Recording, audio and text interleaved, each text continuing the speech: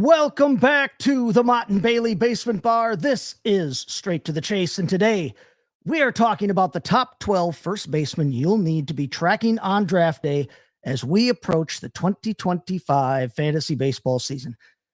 Thanks for being here, everybody. I am your host, Chase Thornton, rocking the new home pinstripes hay for the show. Look good, feel good, play good, right? We'll break out the road uni for a future show, but today, as I said, we are looking at first base. Now, first base, traditionally a position where we're looking to get major chunks of our power and our counting numbers from. In fact, several of the guys that we're going to talk about today have led their respective leagues in home runs in the last 10 or so years. And then with home runs, of course, typically comes RBI numbers, which are also boosted by the fact that most of these guys are going to be hitting in the heart of the order, 3 through 6 for their teams. So, although we will be talking about a rare big man leadoff hitter as well today. There's also some potential for some nice runs totals in this group as well. So, if you're a roto player looking for categories, you're not going to get a lot of stolen bases, a lot of stolen base help at first, at least here in this position. And with some of these guys, you're going to have to choose whether you like the power at the expense of your batting average, or honestly, maybe even vice versa in a couple of rare cases. But it's kind of an interesting group to examine in terms of draft ADP right now. If you look at it, there's basically an elite tier that pretty much is going to cost you a second or third rounder. And then after that, there's a pretty close group production wise in my eyes, but they kind of get picked off kind of one per round until everybody in the league has a starter. So, if you do miss out on the elite guys, and I will tell you who my elite guys are, you can kind of decide with relative freedom when you want to make your move at first base and then kind of what categories you want to prioritize. Now, I'll tell you who my targets are, especially in that post-elite range, as we look for value up and down the board in our drafts. But hey, enough about what we're going to do. Let's crack one open here and get straight to the chase. Now, okay, at number 12 is a player that I think carries a bit of a sleeper profile this season. It's Jake Burger, now of the Texas Rangers. Hey, he's a prototypical power hitting option at first base, but he does carry dual first base, third base eligibility. And that flexibility is always nice when you're constructing a roster, real or fantasy. I mean, the Brewers have made a living out of it. But in fantasy as well, it really helps when you're able to shuffle guys around and work around off days.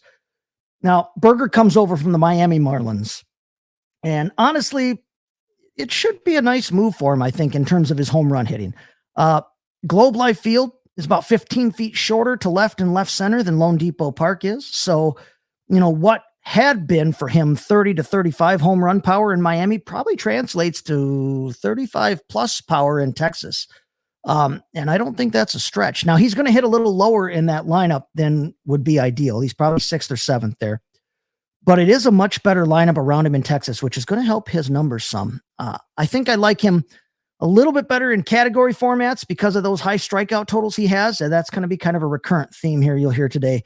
I'm not big on guys who, negate the points that their power gives me by striking out. If you're in a league that does that, if a guy hits 30 home runs, but he strikes out 150 times, that's only a net 30 points on the season. If you're getting, your points per home run there. But you juxtapose that with, say, a 25 home run guy who only strikes out 75 times, that guy is going to net you 75 points on the season despite the lower home run totals. So, again, that's in play in formats where you have negative scoring for things like strikeouts or grounded into double plays, but you get the point. That's my philosophy when it comes to guys in points leagues. As far as Burger's concerned, you're mostly taking him in the 11th round for that power and the park factor upgrade that he's getting. That 250 batting average that he's got at 250 or so, it's not going to help you. It's not going to hurt you too much. He's going to have 80 plus RBIs. That's going to be right in line with some of the other lower tier starting fantasy first basemen. Maybe he sees a career high in runs, but even if he does, that's still only about 70 or 75 or so. But with Burger, if you wait to use your first base or corner infield spot specifically to target power in a category league, hey, I don't think Burger's a bad grab at all. I think he could really help you out there. But number 11 on our list is a guy who kind of bucks the mold a little bit at first base by, as I mentioned earlier, batting frequent leadoff for his team, and it's Yandy Díaz of the Tampa Bay Rays. Now, Diaz is just, he's just a pretty consistent professional hitter, right? He doesn't really hit for the typical power we think of in a first baseman, but his run totals do get a boost, from batting in that leadoff spot. And he carries a batting average and an on-base percentage that actually justifies that usage for them, putting him in that leadoff spot. Now, he's got a, really good plate discipline, so he doesn't strike out a ton, which, as I said, it helps in points leagues and it maximizes that scoring that you do get from whatever he will give you in the home run department. Now, he's a right-handed hitter, so he's not going to see quite the boost from the park factor upgrade between Steinbrenner Field and Tropicana Field as, say like his teammate Brandon Lau would see, but it still should be a little bit friendlier, and that could allow him to threaten for 20 plus home runs again. And that's what you'd really like to see, and you'd also like to see a return to his 2023 form, where he did hit 22 home runs and also had a better walk rate as well. It's going to put him on base a little bit more and give him more opportunity to score those runs that he's probably not driving in, being up at the top of the lineup there. Now, he's not a stolen base threat. In fact, he hasn't stolen one since 2022. And like I said, hitting leadoff, that's going to limit those RBI opportunities. But I think Yandy Díaz presents you an interesting zig when others are zagging in your drafts. He's going in the 16th round, and that's pretty late for a starting position player, no matter, what position we're talking about. And he offers an opportunity for you to maybe help your runs and your batting average categories later in the draft when others might be looking for power from their remaining starters, and they may have already grabbed their first base, so they're not necessarily looking his way. He's a nice late option to balance things out. Like I said, if you prioritize power early on in your draft. But in 10th is an old face in a new place in the form of new Yankees first baseman, Paul Goldschmidt. Now, he was not the PG we have all known and loved in 2024. If you paid attention, he had the lowest walk rate of his career, just 7.2%. And he had his highest strikeout rate for a full season. Hit for the worst batting average of his career. For whatever reason, when you look at, if you dig into the numbers a little bit, he just swung more freely than he ever had before. He swung at almost 48% of the pitches he saw. His career average was just 42.5. So he wasn't taking pitches as much. He was just hacking away, it seemed like. And pitchers maybe weren't as afraid of him. He saw the highest percentage of pitches inside the strike zone of his entire career. But then you couple that with the fact that he had the lowest contact rate ever for a full season. All right. Now that's all the bad news with Paul Goldschmidt. The good news, he was still first base 7 in points formats for the year. I mean, he still scored you plenty of points for a starting first baseman. His exit velocities, his barrel rates, his hard hit percentages, they were all still well within what his career averages have been. And his XBA, his expected batting average, was a full 10 points higher than that career low 245 that he hit, which, if you raise that up then to 255, it's still not great, but it would have made things a little bit more palatable, right? He'll be hitting in a better lineup in New York. That's without question. And, while it's kind of a bit of a lateral move overall in terms of the park factor between Yankee Stadium and Busch Stadium, his power, I think, will play better in New York. So, at the end of the day, Paul Goldschmidt is 37 years old. Okay. You're not getting NL MVP Paul Goldschmidt from a couple years ago. You're not getting 30 plus home run, 100 plus RBI Paul Goldschmidt anymore. But what you are going to get, if you take him, is a guy who's going to give you solid middling production across the categories, and, who was a mid-tier starting option at the position, even in literally his worst fantasy season. He's going in the 14th round, hey, so you're not paying a premium for him either. He's clearly in decline. So, you can feel free to bail on him anytime in Dynasty. You have my full blessing on that. I don't know necessarily right now what you think you're going to get for him, but if you want to, pull the rug out, be my guest there. But I think he still should have another useful year or two in the tank for redraft. We're going to take a drink here, and then we're going to get to the number 9 player on our list, and it's Goldschmidt's replacement. Pardon me, not his new replacement, his new division rival, Triston Casas with the Boston Red Sox. Now, We're 4 players into our ranks right now. And if you've been paying attention, this is our 3rd player from the AL East. So put a pin in that one, okay? Because we're not done yet, but we are picking them off in this division here. Casas coming off sort of a lost year, right? He had torn rib cartilage, which I'm sure is every bit as painful as it sounds. And it limited him to just 63 games last year in 2024. Now, he still hit for good power, but his launch angles were down, which put more of his balls in play on the ground, which is not where Triston Casas wants to be living, right? He admitted to, after he came back, that he was still in a bit of pain after he came back from that injury. So, if you've ever had a rib injury before, every move, every breath can hurt. So I'm kind of willing to give him a bit of a pass there on what happened last season, but he should be fully healthy for 2025. And I think that with that, he should challenge for 30 plus home runs. And in fact, with that improved lineup around him, I think he could see career highs across the board when we're talking category leagues, except maybe batting average. Casas struck out a ton last season. His K rate ballooned, but he's got high upside, and he's only going in the 10th round at 119 overall. So it's not like you're investing too much in a guy who could be a real breakout candidate, I think, if he stays healthy in that lineup. So Triston Casas there, that's our number 9. Next up at number 8, we have another player who's going to be called in someplace new home in 2025, and it's Josh Naylor of the Arizona Diamondbacks. Now, he led all first basemen last season in RBIs, and he set a career high in at-bats, in runs, home runs, RBIs, and walks. And that was all en route to a 6th place finish among first basemen in points leagues, playing for the Cleveland Guardians. Now, he's likely going to back clean up for the Snakes here, but his power numbers may take a hit moving from Progressive Field in Cleveland to Chase Field in Arizona. Chase Field ranks dead last in park factor right now for left-handed home runs compared to Progressive Field, which ranked a full 20 points higher, which was good for 17th out of the 30 major league ballparks. So, I mean, you look at Naylor, he's another guy that's going to give you solid to mid-range, results in most categories for you. Carries a real nice strikeout rate. He raised his walk rate 2.5 points over 2023, so he's not going to hurt you in points formats.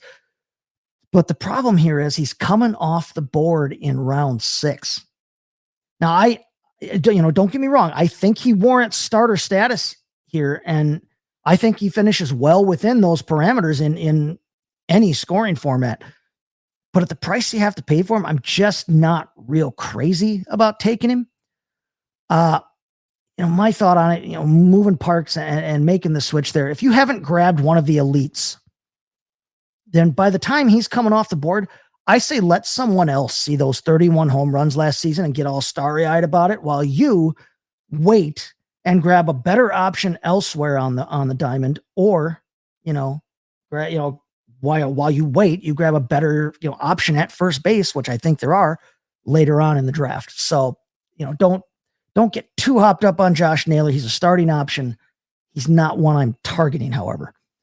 Number 7 is one of my favorite guys on this list. We're talking Vinnie Pasquantino of the Kansas City Royals. Now, first off, if you've never seen Vinnie Pasquantino, he looks exactly like a Vinnie Pasquantino, which in my book is almost reason enough to put him on your roster right there, right?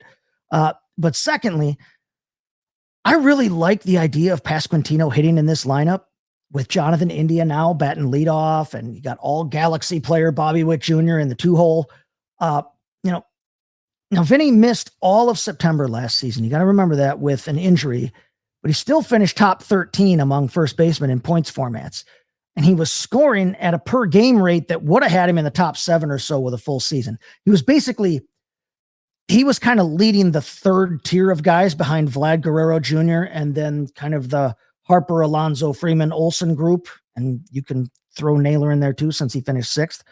Now it's kind of a small sample size for him, but the numbers and everything makes it look like Pasquantino he's probably a 25, 30 home run guy.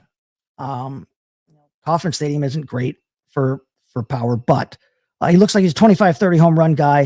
He had 97 RBIs last season, and I think He's going to have more opportunities, like I said, with India hitting leadoff there. Plus, he should play more than those 131 games he had last year.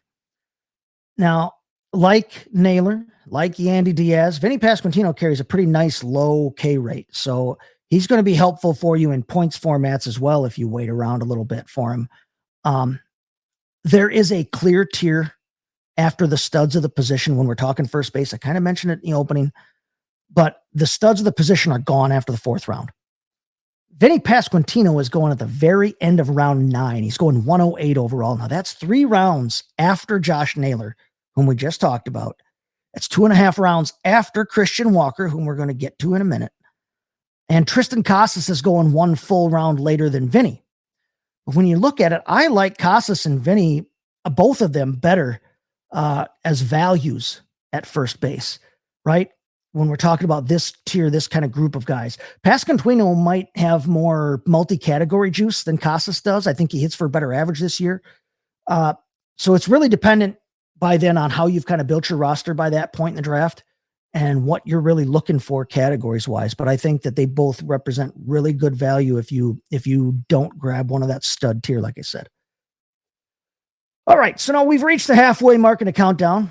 So first off, I want to toast to all of you out there watching on YouTube or listening on the podcast, Slanjava.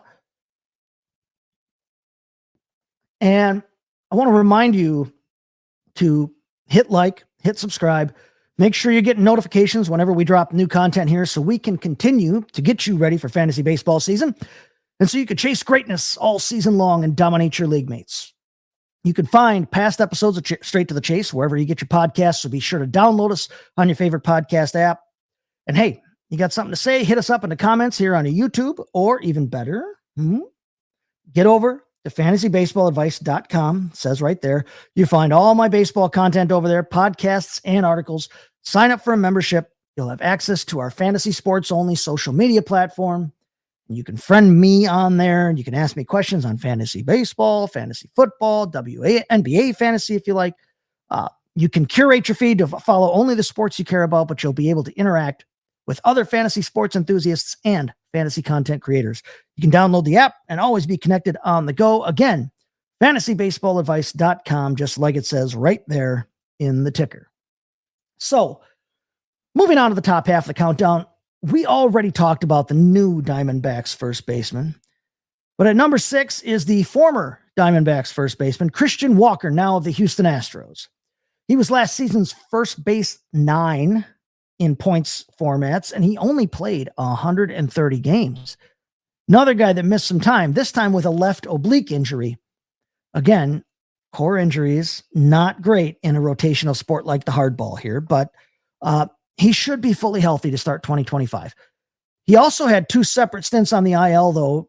We want to keep this in mind. In 2021, he had 2 separate stints on the IL with injuries to his right oblique. So, I mean, you tell me, is this a history about which we have to be concerned? I don't know. Time will tell. It wasn't one was left, one was right, but is there something in his physiology that makes him prone to that? We'll have to see.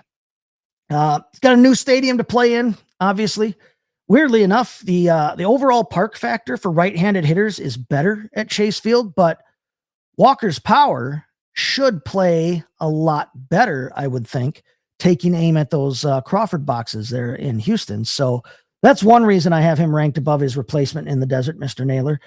I'll tell you what, it's frustrating. I would really like Christian Walker with Kyle Tucker and Alex Bregman still in this lineup, but alas, we have what we have, and they are gone. So, Walker still should hit 30 plus home runs. He should threaten for 100 RBIs. He's not really going to steal any bases. That's not a new theme here on the first base, rundown. And he's going to strike out a bunch, which is going to limit his batting average, and that's going to limit his points league impact. But he's going around 7. So, like I said with Naylor, I have no doubts this guy is going to be a top 10 fantasy first baseman.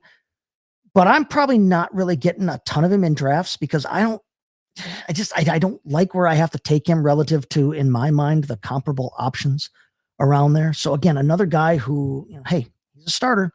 I think he's draftable. Not a guy I'm necessarily going to be targeting much. So now the Atlanta Braves' Matt Olson At number 5 here is a guy who left fantasy managers a little bit disappointed in his 2024 season, which is kind of funny for a guy who finished 5th in scoring at the position, right? Last year. I mean, I've got him ranked 5, he finished number 5 last year. But the problem is he was drafted in the 2nd round, right? And you were drafting him as the number 2 first baseman, ahead of Vladimir Guerrero, ahead of Bryce Harper, ahead of Pete Alonso. And, Josh Naylor gave you basically the same season as Olson did, but he did it 9 rounds cheaper. Ouch, right? But, I mean, was it really his fault? Wasn't Atlanta basically the epicenter of baseball disappointment last season with all those injuries and all the adversity they had to try to overcome there? I mean, hey, at any rate, he's going off the board as the 4th first baseman. He's going in the 3rd round. So you're getting a bit of a discount there compared to last year, while still holding out that hope for that bounce back to his league leading 2023 form, right? Now, hopefully the Braves are healthier this year, which is going to help his numbers as well. Rising tide and all that, correct? You could argue that the chaotic injury year for the team had a big effect on his stat lines, I think, which is why I say with them healthier this year, it's going to help him. I mean, but last year he had a career high overall swing percentage, and he paired that with a career high chase rate on pitches out of the zone. To me, that might indicate maybe he might have been pressing a little bit, you think, in an effort to carry the team. Shoot, everybody's gone. I'm the only guy left. I got to do something, right? So swing away, Merrill. I expect him to bounce back this year, though. I'm looking at maybe 30 plus home runs. I'm looking at 100 plus RBIs again. The 127 runs he scored in 2023 isn't going to happen again, I don't think, but the truth is probably somewhere between that and that paltry 78 he scored last year. So with better health and thus better help around him, I think he probably can score 90 plus this year.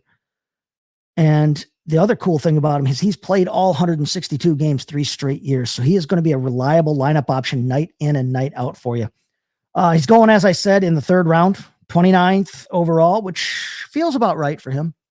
He finished as the number 27 hitter overall in points leagues last season. So, remember, he's just a season removed from being the number 1 first baseman in points leagues. And he's got 7 straight seasons of being a starting fantasy first baseman and the last 4 as an elite option. So somebody to keep an eye on there at number 5. And now here's where things get interesting, right? Okay. Number 4 is a guy who is not used to being at number 4 on these lists. It's Freddie Freeman of the Los Angeles Dodgers. Yes, surprise, a Dodger on the list, but surprise, Freddie Freeman's flipping good. Okay. He's been about the most consistently reliable fantasy option at almost any position over the last decade plus, right? I mean, when you go back that far, there's almost nobody that's been quite that consistently reliable. He had a wrist contusion and he had problems with an oblique that kind of limited him to only 118 games in 2015.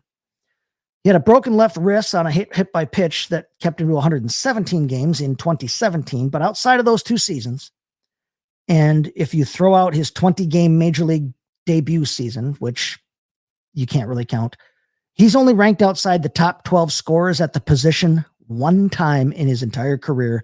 That was his 2011 rookie season right after that debut. And he finished 14th in scoring that season.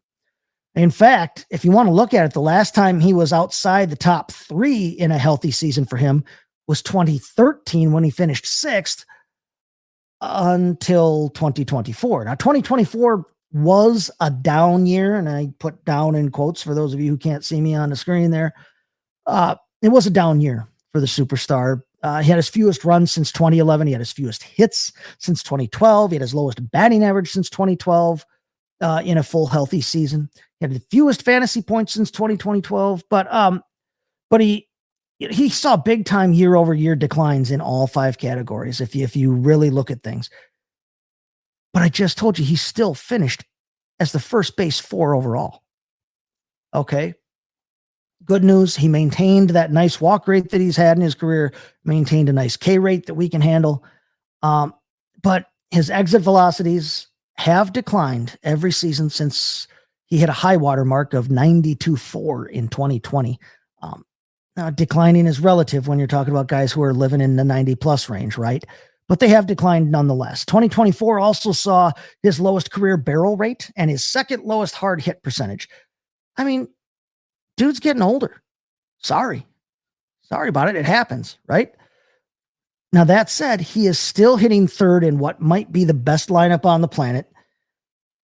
So there is that, right? His 30 home run days are in the past, I think, but even a slightly diminished Freddie Freeman should be able to maintain a healthy stat line, across the categories for you. His recovery from off-season ankle surgery is something that you're going to want to monitor, right? Remember, he kind of cost him at the end of the last year a little bit, and he had surgery in the offseason to fix it. But if all goes well with that recovery, he could even threaten double-digit steals again, which would be nice for him. He's going to have to be your second-round pick if you want him. Okay, you're not going to get a discount on Freeman based on both his production and that name value. But hey, I think he should return sufficient value here to justify that for you if you do jump on him at that price. So at number 3, just in front of him, it's the polar bear, Pete Alonso, who is going to return to Flushing Meadows for a 7th season with the New York Metropolitans. He's entering his age 30 season, and he's coming off what some people considered a disappointing year, right? I mean, he's coming off back-to-back 40 home run campaigns heading into last season. And he didn't hit that, but he still led the position in home runs. He still scored over 90 runs for the 3rd straight year, behind only Vladimir Guerrero, by the way, among first basemen. He played all 162 games, and he finished as first baseman 3 for the 3rd straight year. So, I mean, he's been an elite option here now, 3 years running. Now he's going to get to hit behind Juan Soto, which should help his RBI numbers rebound a little bit, I think.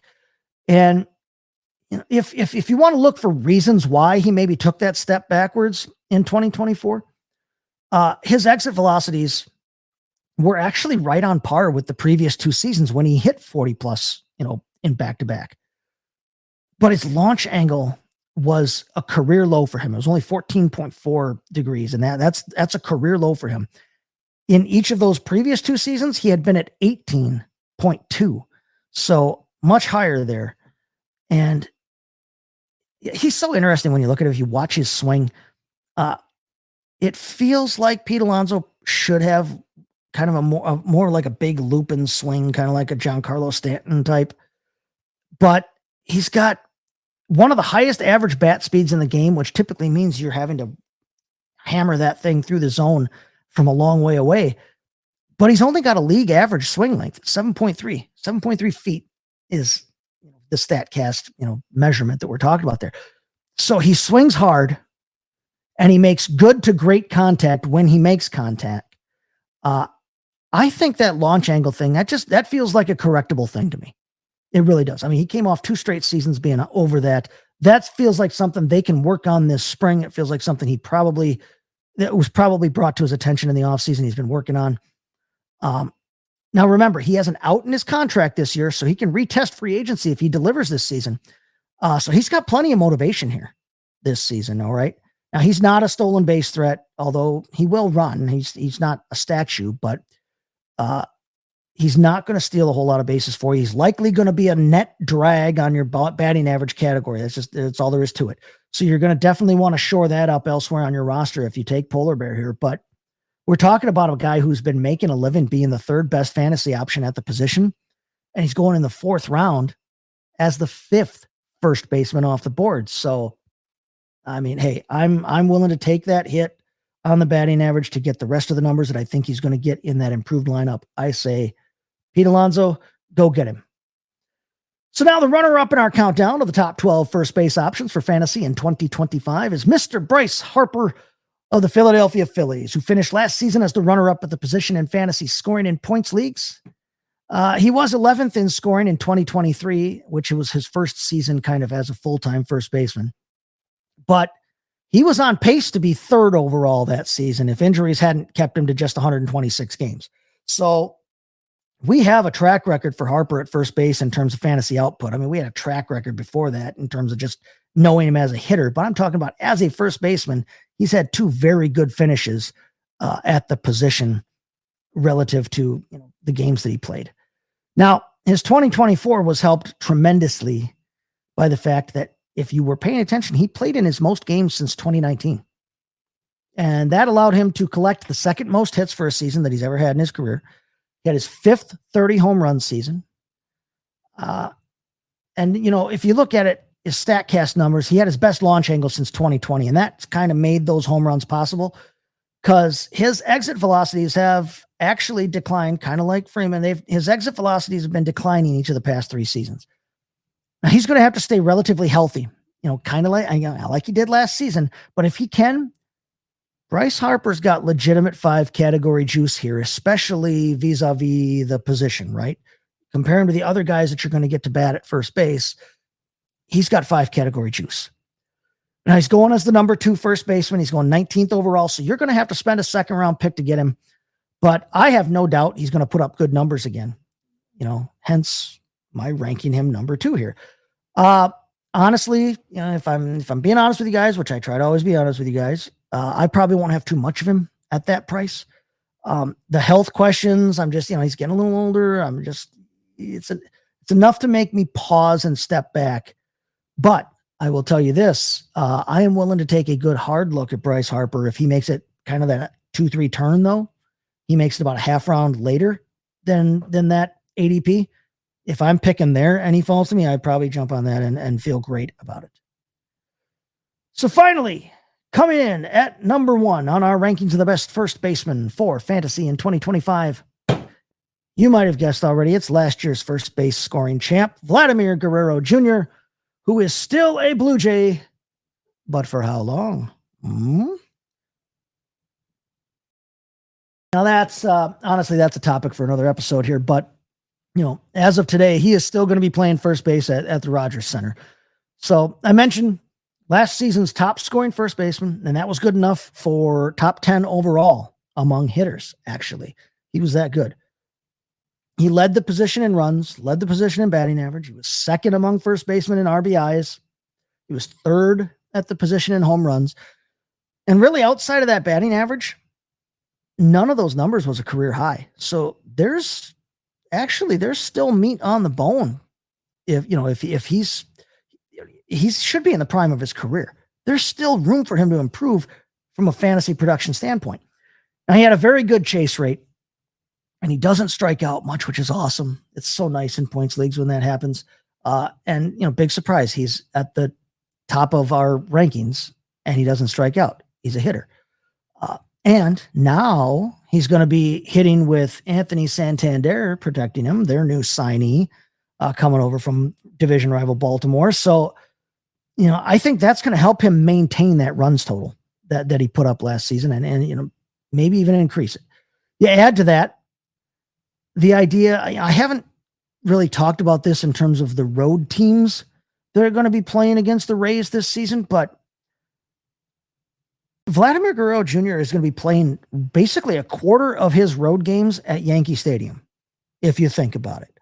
And what I mean by that, remember, the Rays are playing at Steinbrenner Field, which is exact dimensions to Yankee Stadium. So he's already going to be playing a division opponent, in Yankee Stadium, a division opponent in a replica of Yankee Stadium, right? That could help his home run totals approach 35 or so, I think. I really like Vladito, as they call him, to repeat as the first base, scoring champion. And he may have, you keep an eye on this, because if he may have some third base eligibility in some formats too, which isn't going to hurt his value either. Again, positional versatility. You're taking this guy and you're putting him in your lineup and you don't care whether you're putting him at first base or corner infield or third base, whatever. But just having that positional eligibility, flexibility is really, really nice, even when it's a guy that is going to be in your lineup, every day anyway. So, hey, there you have it. That's our top 12 first basemen for fantasy drafts in 2025. We're talking Jake Burger, Yandy Díaz, Paul Goldschmidt, Triston Casas, Josh Naylor, and Vinnie Pasquantino, Christian Walker, Matt Olson, Freddie Freeman, Bryce Harper, and your champion and your predicted champion to repeat, Vladimir Guerrero Jr. Again, hey, please, Like, subscribe, comment, share, do all the interacting with us online that you can. Please go to podchaser.com, search for Straight to the Chase, leave us a 5-star review. And hey, follow Fantasy Baseball Advice Network on the Twitter X machine. You can also follow me personally everywhere, including there on Twitter at STTChaseFFB. And next time out, we are going to be talking third base. But until then, hey, we are going to get up, get out of here, gone. We are here. FantasySportsAdvice.com, offering the best fantasy sports social media platform. Why join endless Discord communities or the trolls of Reddit? Fantasy Sports Advice is a community designed to help you win with 24/7 support. Go to FantasySportsAdvice.com and become a pro member for unlimited access. Again, go to FantasySportsAdvice.com today.